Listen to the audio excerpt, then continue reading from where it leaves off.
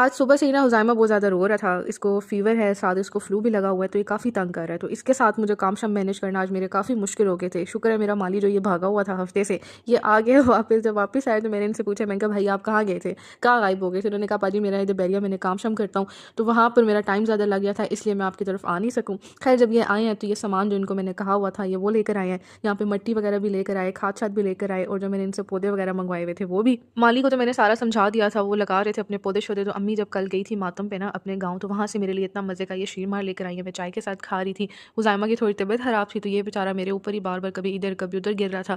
बच्चों का ना जब फ़ीवर होता है तो ऐसे ही होता है, बेचारों में हिम्मत ही नहीं होती, वीकनेस हो जाती है। तो इसका मूड वगैरह फ्रेश करने के लिए इसको मैंने जीप में बिठाया थोड़ी देर। मैंने कहा बेटा तुम हमारे साथ ही आ जाओ जहाँ-जहाँ हम लोग काम कर रहे हैं। रिहाना से कह के मैंने अपनी पुरानी वाली जो कारपेट थी वो निकलवाई है, घड़ी में जो सेल थे वो मैंने डाले हैं इसके अंदर, क्योंकि ये वाली जो कारपेट है ना मेरी, ये थोड़ी बड़ी है। तो हुज़ैमा कभी नीचे भी खेलता है, हालाँकि इन्वर्टर लगा होता है, कभी हीटर भी लगा होता है, लेकिन फिर भी ठंड होती है, फ़र्श होता है वो ठंडा होता है। शुक्र है ये वाली जो कारपेट थी ये भी मैच हो रही थी फर्नीचर के साथ, तो मैंने कहा चलो अभी इसी के साथ गुज़ारा कर लेते हैं।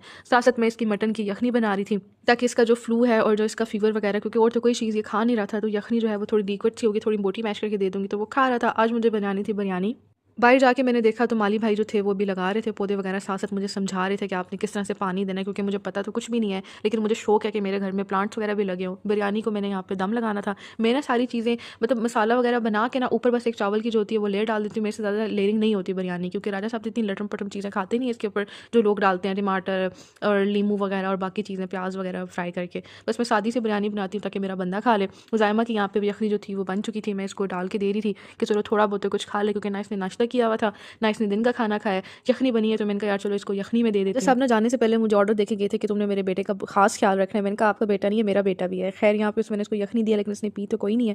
मिन्नतें तरले करके उसको तो मैंने यहाँ पे सुला दिया था फीड वगैरह करवा के। यहाँ पे जब मैं बिरयानी का दम वगैरह खुला तो काफ़ी मज़े की बिरयानी तैयार हो गई थी। आप लोग एक्स्ट्रा चीज़ें ना भी डालो तो आपकी बिरयानी जो होती है ना काफ़ी टेस्टी बनती है। हुज़ैमा जब सो के उठा है तो उसको मैंने थोड़ी देर खिलाया। अम्मी भी मेरे पास आ गई थी कि हुज़ैमा की तबीयत ख़राब है, तो मैं भी इसके साथ खेलूँगी तो उसका मूड अच्छा हो जाएगा। जब इसकी तबीयत ख़राब होती है ना तो ये वैसे ही इरिटेट हो जाता है, ना कुछ खाता है ना कुछ पीता है। रात को जब राजा साहब आए तो हम लोगों ने मिलकर खाना-शाना खाया। हुज़ैमा के लिए मैंने यखनी और बोटी वगैरह निकाली थी, वो मैंने इसको दिया। साथ मैंने थोड़े से जो व्हाइट राइस नहीं होते वो मैंने इसको डाल के दे दी ताकि ये आराम सुकून से खा ले, क्योंकि बार-बार हमारी प्लेट की तरफ देख रहा था। इसने नखरा ही किया, लेकिन ये है कि चलो थोड़ा बहुत इसने खा लिया था। इसका मूड डाइवर्ट करने के लिए हमने इसको फिर जीप वगैरह में बिठाया। अम्मी भी मेरे पास ही बैठी हुई थी कि इसकी तबीयत ख़राब है तो जब ये सोएगा तभी मैं नीचे जाऊँगी। खैर इसका मूड काफ़ी ऑफ था, ये तो टीथिंग पे भी था और साथ इसको फ़ीवर भी हुआ हुआ था, फ्लू भी हुआ था, तो ये बहुत तंग कर रहा था। खैर आप लोग बताएँ कि आप लोगों के बच्चे भी ऐसे ही करते हैं जब वो बीमार होते हैं? अच्छा पहले जब भी इसके टीथ निकले ना कभी इसको टेम्परेचर ना, लेकिन इस बार जो वायरल नहीं होता फ्लू के साथ फ़ीवर वो था इसको। खैर उम्मीद करती हूँ कि आपको आज का वीलॉग अच्छा लगा होगा। डोंट फॉरगेट टू फॉलो, और जिसने अभी तक यूट्यूब पे सब्सक्राइब नहीं किया तो जाके जल्दी से सब्सक्राइब करो। मिलते हैं नेक्स्ट वीलॉग में।